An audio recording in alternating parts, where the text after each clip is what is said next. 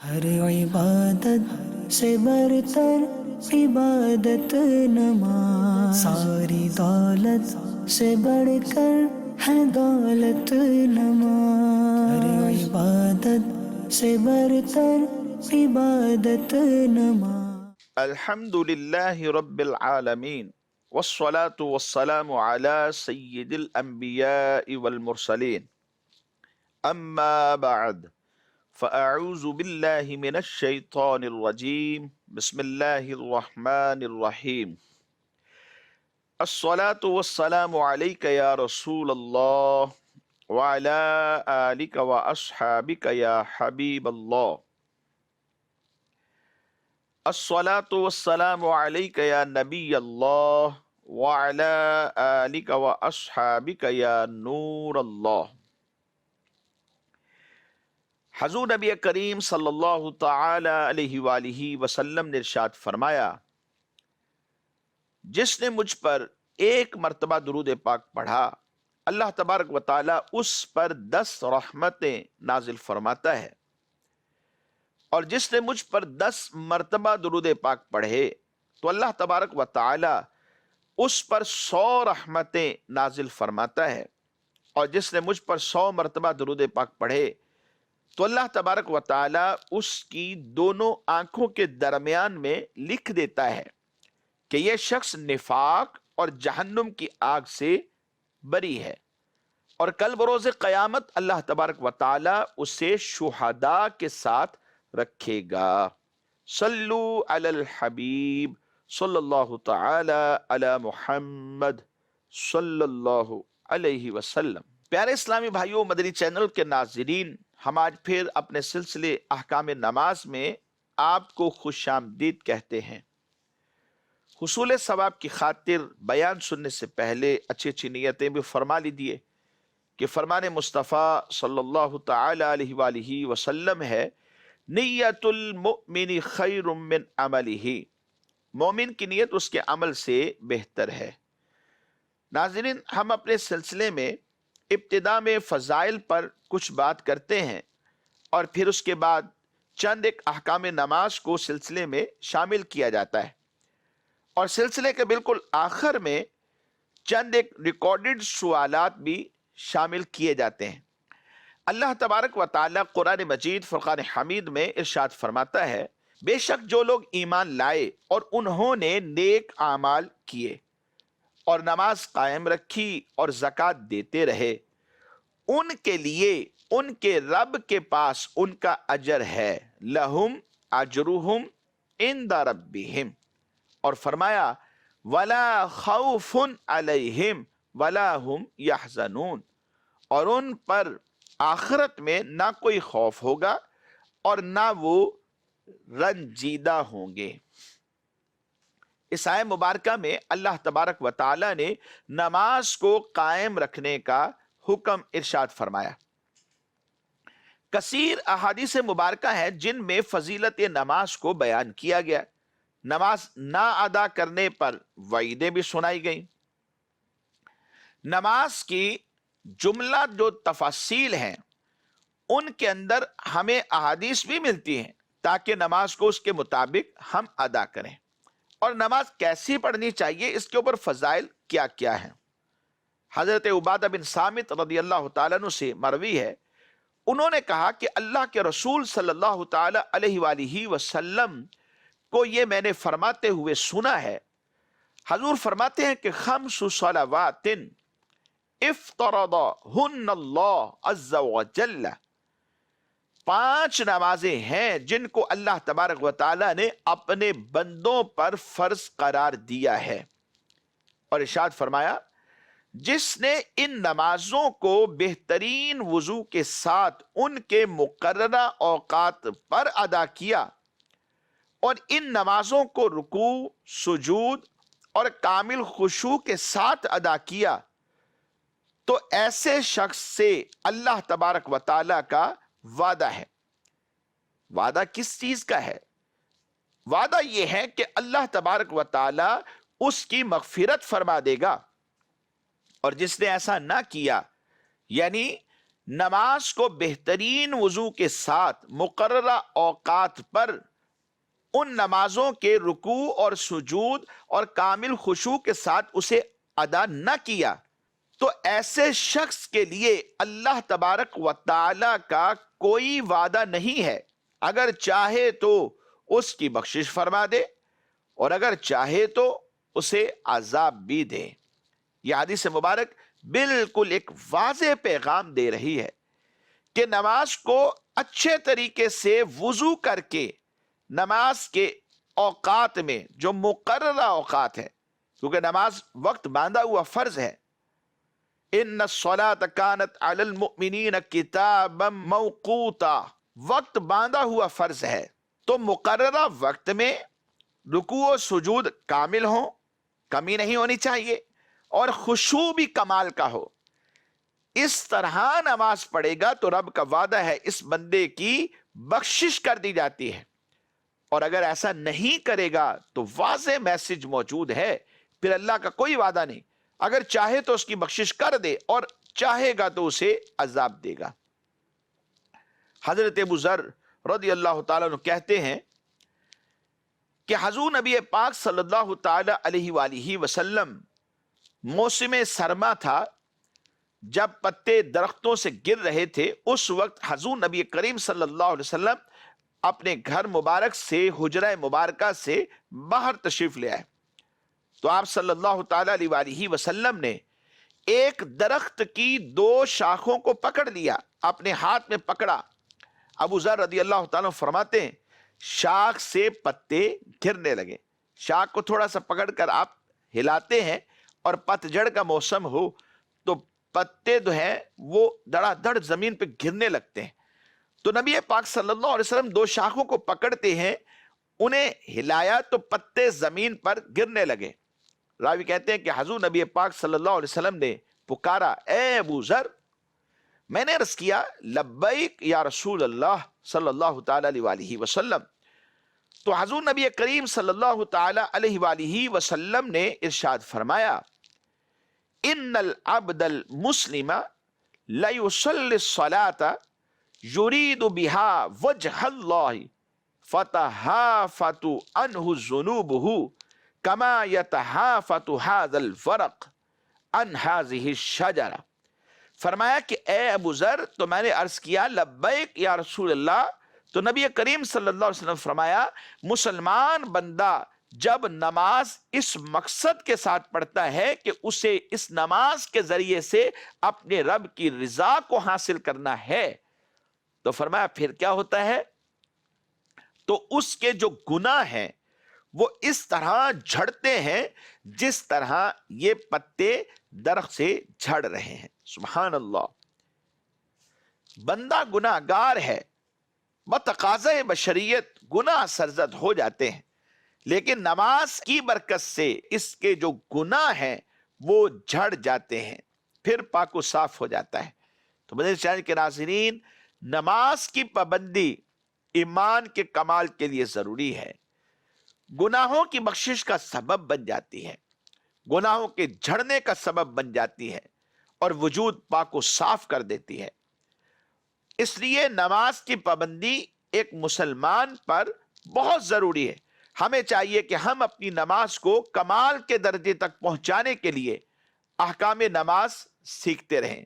نماز کے احکام سیکھیں گے تو انشاءاللہ ایک وقت آئے گا کہ جب نماز میں بھی کمال پیدا ہو جائے گا.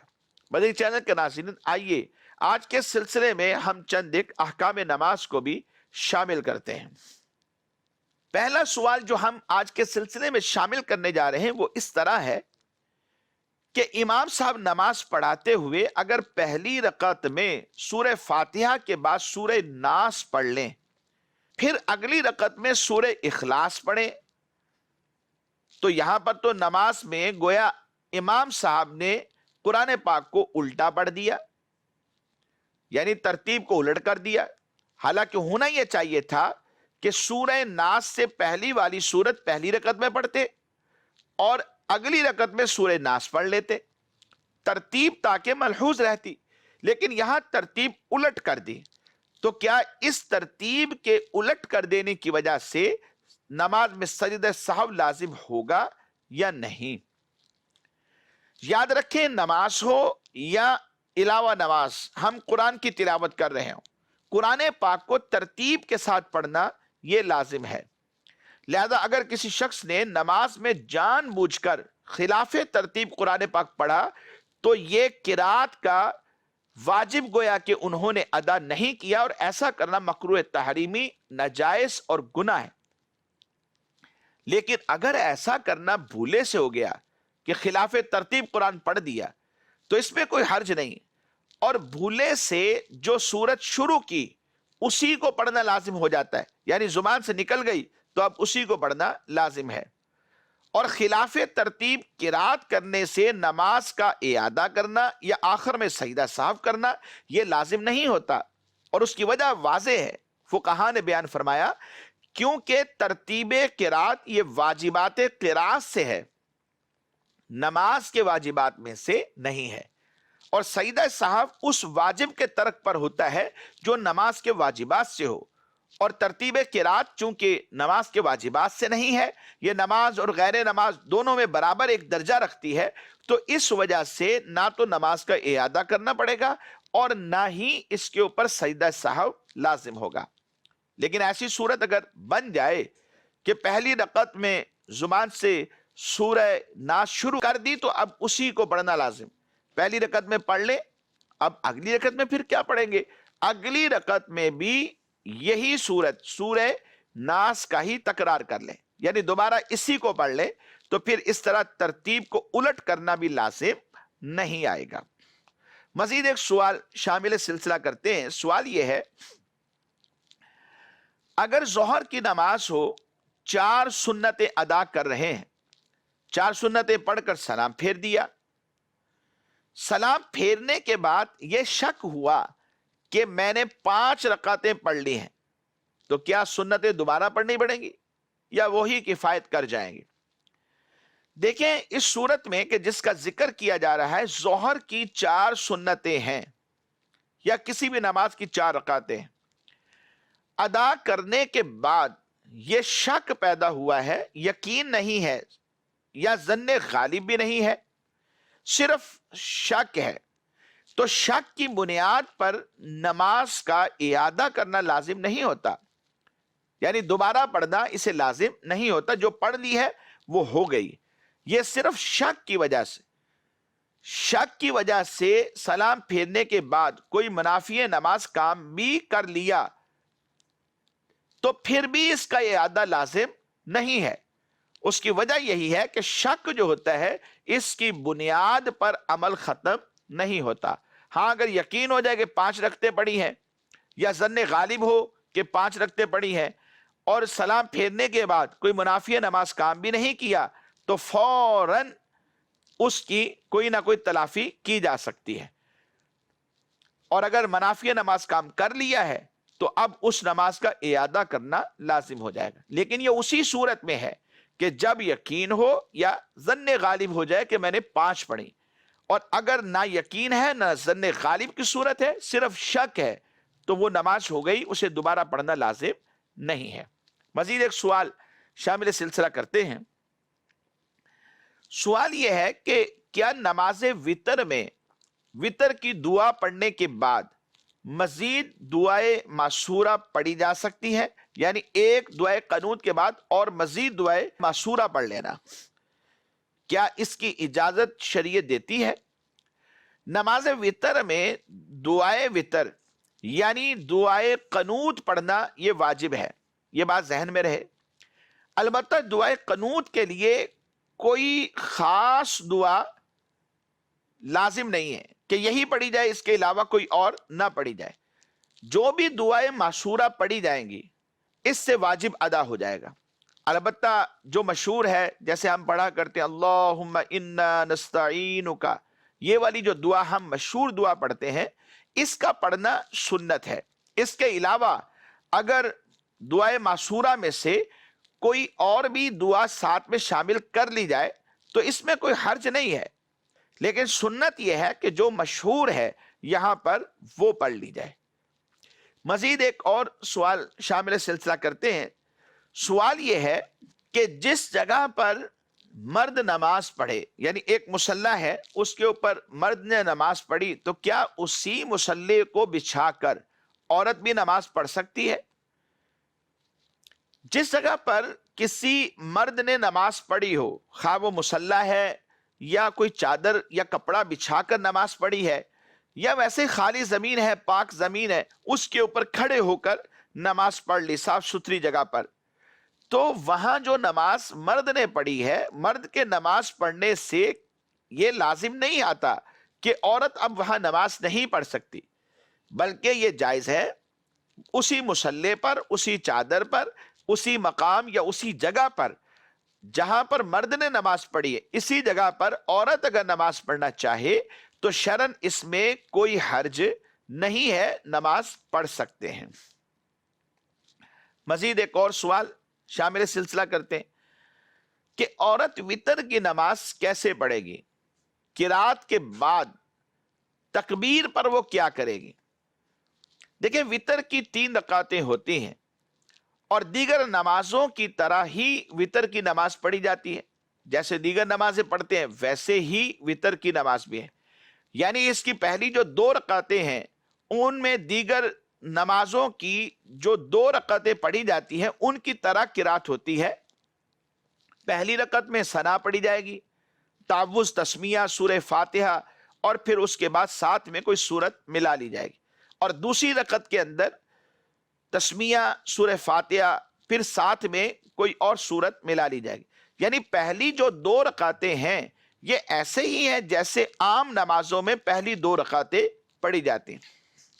پھر دوسری رکعت کے بعد قعدہ کرنے کے بعد تیسری رکعت کے لیے کھڑے ہو جاتے ہیں، اور قرات مکمل کرنے کے بعد یعنی سورہ فاتحہ اور کوئی سورت پڑھ لی، پھر اس کے بعد تکبیر قنوت کہی جاتی ہے۔